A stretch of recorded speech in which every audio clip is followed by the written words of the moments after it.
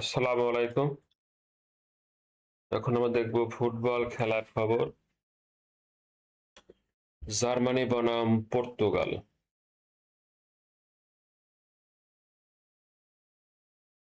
প্রথমে আমরা দেখব বিশ্বকাপ ফুটবল খেলার খবর।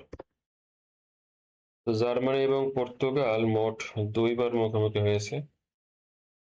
জার্মানি জয় পেয়েছে দুইবার।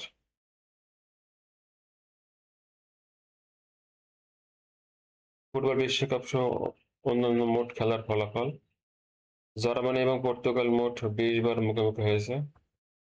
জার্মানি জয় পেয়েছে 11 বার, পর্তুগাল জয় পেয়েছে 4 বার, ড্র হয়েছে 5 বার।